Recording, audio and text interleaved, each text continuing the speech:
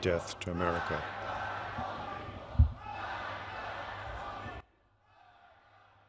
Happened. Now, the issue of vengeance or retaliation is a different issue. Well, we just gave them a slap in the face last night. This is a different story.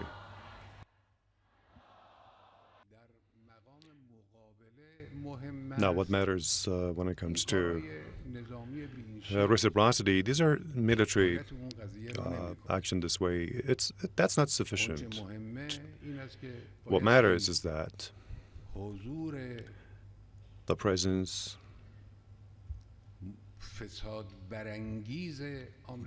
of America that's a source of corruption in this region, that should come to an end.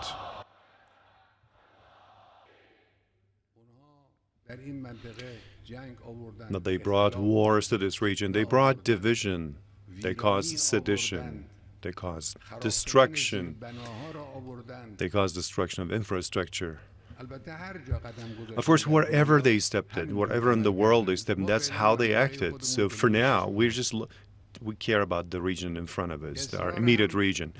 And they insist that this corruption and destructiveness, they want that to see happen in Iran and the Islamic Republic of Iran. They insist that the issue of negotiations, let's sit at a negotiating table and all that jazz, that's a prelude to their presence in this part of the world. So this should come to an end. I mean, this region does not accept the U.S. presence. People all know, well, yes, you know, you do, who the enemy is. It's the world arrogance, it's Zionism. That's true. America is the enemy. You know this very well. But there's this great effort that's being made in order to kind of reverse it. They want the people to change their minds in very different, sophisticated ways. Propaganda. You need to be cautious. When we're talking about knowledge of our enemy, we should learn about our enemy. That's really of the essence. And also, we should know what the enemy's scheme is. What is it doing? What is it up to do? What is it into now? And then we should also know U.S. in Washington. We had the elements of the U.S. administration that they were celebrating. They were happy. And they had told the other side that Iran's job is finished. That's it. Then after 2 days, it turned out that their job was over. So they were so saddened and displeased to see that. So you should learn about the enemy's scheme and conspiracy. This unity that we have achieved and we have seen during the mourning ceremonies and funeral procession of General Soleimani and his comrades among the people, this same unity needs to be preserved. This should be safeguarded. People should move in that direction. This is the direction of the revolution. That means respect for the men of the revolution. That means respect for the martyrs of the revolution. And respect for whatever reminds us of revolutionary values.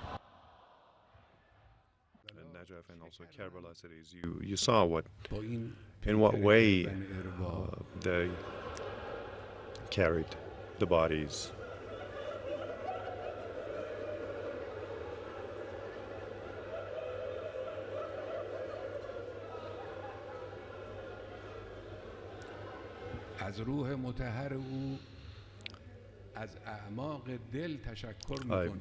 We're thankful to him, to his pure soul from the bottom of our hearts.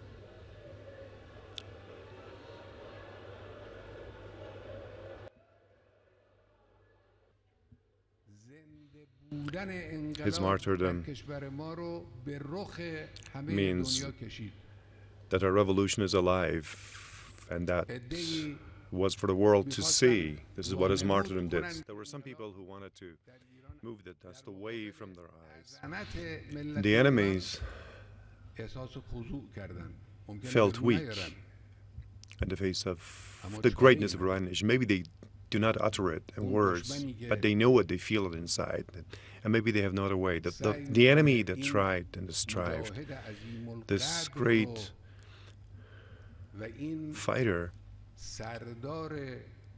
this great commander of the fight against terrorism, they tried to introduce such a man as a terrorist. These are unfair, unjust Americans, liars. They're just, this is nonsense. You shouldn't attach any importance and you shouldn't take heed of their comments. This is the way they acted. And the people of Iran gave them a crushing response. Slogans of death to America.